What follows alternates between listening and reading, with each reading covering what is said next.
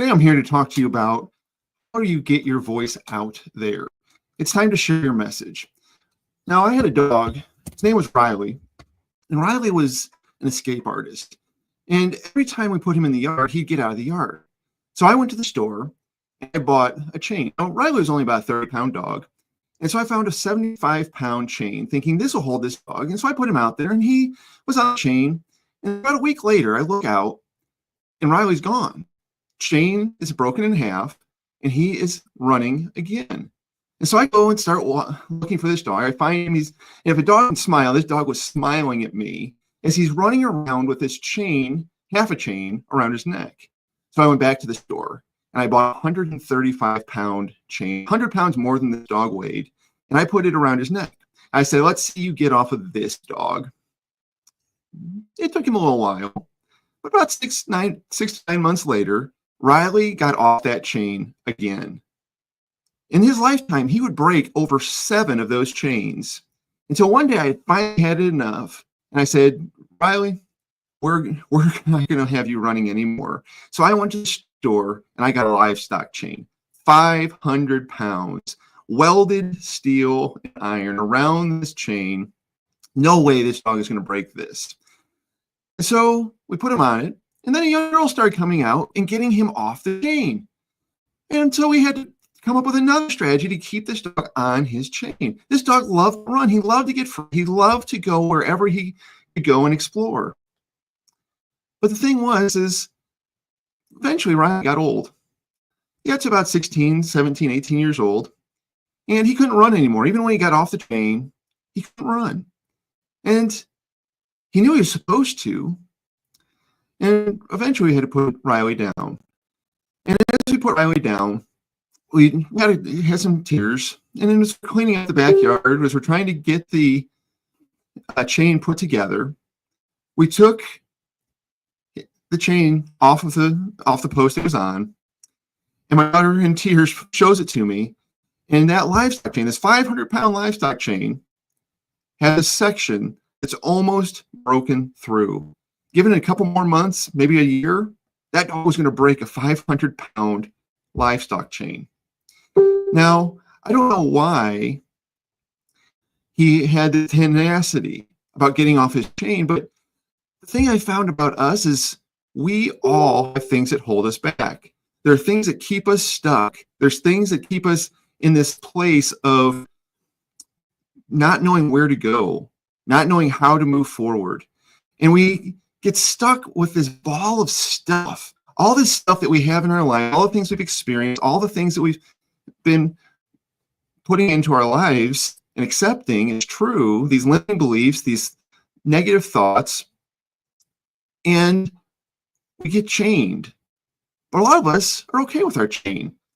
Riley, he hated chains. If we had the tenacity of Riley to get off of our chains, wow, what a world that would be.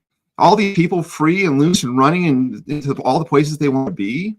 Now, see, myself, my name is David Swihart, and I love to help people get off their chains. See, I realized about a decade ago that I was on a chain. I was stuck in my past. I was stuck with all the stuff that happened in my family of origin. I was stuck with all the stuff that happened to me in school. I was stuck in addiction. I was stuck in all of these places. And I believed that I was always just going to be there. But then I started working on myself. I started working with mentors, with guides, with coaches, with leadership development people. I found that I had a place where I could thrive. But it took me a while to get there. And I wonder what's holding you back. Because here's the thing I know. You have a voice that needs to be heard. You have a message that needs to be heard. And I want to talk to you today a little bit about 3 steps you can take to find a man out of that place of being stuck and maybe finally break that chain. So the first thing I want you to think about is the fact that you have a message. Now, a lot of people like to argue with me and say, I don't have anything to say. What would I have to say to people? Well, I know that you're on a journey. You've been on a journey, and the places you've been, the places you're going are all important places because guess what? Someone else is on that journey too. Someone else is miles behind you. They're years behind where you are in your journey, and they need you to come alongside them. They need you to speak into their life. They need you to encourage them. And this hero's journey is an important one to understand, because the hero's journey is a classic tale of how a hero gets called to adventure, and they eventually have to take the adventure. They step out over the threshold, they walk into this new world, and they start exploring and find out all these obstacles. They find out that this is not going to be easy. And a guide comes along, a guide who can help them get from where they currently are to where they need to be. And the guide helps them learn the skills, the abilities, and all the things they need to know to get to the other side. And if the hero goes through the rest of the journey, what happens is they find a place where they can thrive. And they bring their skills and their abilities back to the other people who are going to be on that journey. That's hero's journey is a great story. And I know a lot of you have that story. You've been through a lot.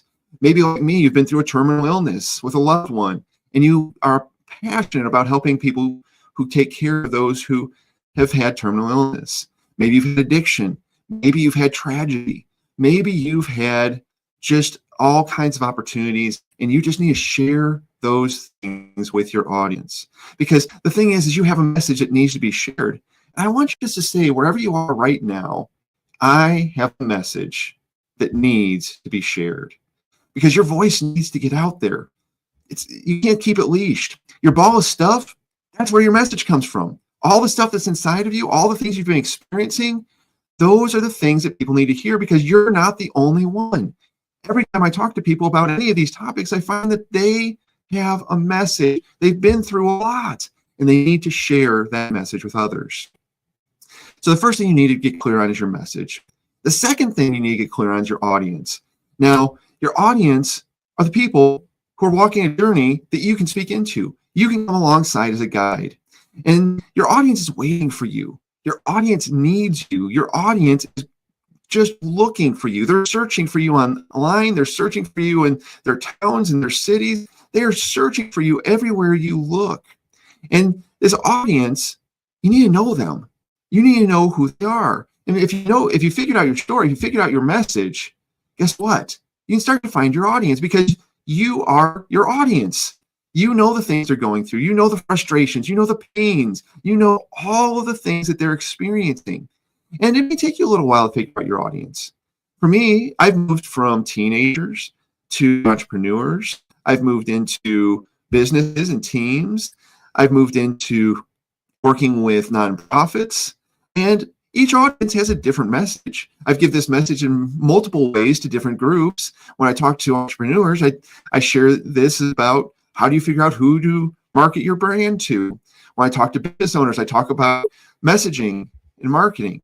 When I talk to nonprofits, I talk about their mission. How do you get your mission out there? When I talk to entrepreneurs, how do you get your voice out there? When I work with speakers, I tell them it's about sharing your story. And the thing is you have an audience that's waiting. They need you. They're looking for you. And they want you to step up. They're cheering for you because they need a guide that's going to take them to that next level. They want you to be there. So once you get clear on your message, once you figure out who your audience is and what they need from you, the last step of your map is you have to choose your platform. Now everyone says, well, what's the best platform? Well, it's where you are. Your platform may be online. Your platform may be in person. Your platform may be a huge group. Your platform may be a one-on-one session. I don't know what your platform is going to look like. It may be a blog. It may be a book. It may be writing articles for an online magazine. I don't know what those places are going to be for you, but your platform is where you're going to share your message to your audience. And so you need to know where your audience is. Is your audience on Facebook? Is your audience on YouTube? Is your audience on Instagram? Is your audience sitting in your own town? Maybe they're sitting in a church. Maybe they're sitting in your office. Maybe they're sitting in the Chamber of Commerce. I don't know where they may be, but your audience sitting there watching their platforms, hoping that you're going to show up where they need you so that you can speak into their lives, so that you can share your voice. Now, I love to work with people because when every time I meet, has a unique story. They have a unique place in life. They have a unique reason that they're here. And today, I want to offer you a consultation. You see, I want to take 30 minutes of my time. I want to give it to you to figure out what your voice is. In that 30 minutes, I want to explore where you've been, what you've been going through, who your audience might be, and what platform might work for you. Now, in 30 minutes, obviously, we can't figure everything out. But during that call, I want to at least give you an opportunity to start figuring that out. And I'll offer you some other ways that we can work together. But I want to see you thrive, because I know that your story is important. I know that your voice is important, and how you share your story needs to be powerful and effective. I love helping people figure that out. And today, if you want to sign up for this call, you can go to bit.ly, bit.ly / U, Y, V, sign up. So SIGNUP. That's bit.ly / UYB SIGNUP. And you can sign up for this complimentary call. And those who do this, they get clarity. I have had so many of these now with people who have been looking for their story. Now, one woman I was able to work with, she's an amazing woman, and she has had such an incredible life, and she shared that life with me, and we figured out her story that resonates with people. Those stories, when people listen to it, they start nodding along. Wow, yeah, I've been there. Yes, I know exactly what you're talking about. I have experienced that. And they nod along and they get there and they listen to her, and she becomes a mother to them for a couple minutes. And she talks with them. And her voice, as she gets it out there, people are resonating with it. They're hearing her story. And they're wanting to work with her so that they can go on the same journey she's been on, a place of fulfillment, a place of leadership, a place of happiness and joy. And her message is getting out there to more and more people. She's having a bigger and bigger influence. She's been in front of huge crowds and audiences now, because that's where she has been placed. And today, I want you to have that same opportunity, to have that same place, because it's time to lose your ball of stuff. It's not to lose it completely. It's to break free from it. So it's no longer keeping you in the yard. I want to see you get out there. I want to share one of my favorite poems with you, the poem by Marianne Williamson. And I truly believe that you need to unleash your voice. Here's the poem. Our greatest fear is not that we Our greatest fear is not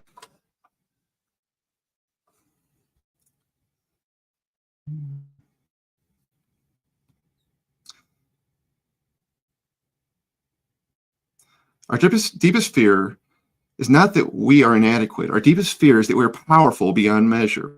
It is our light, not our darkness, that most frightens us. We ask ourselves, who am I to be brilliant, gorgeous, talented, fabulous?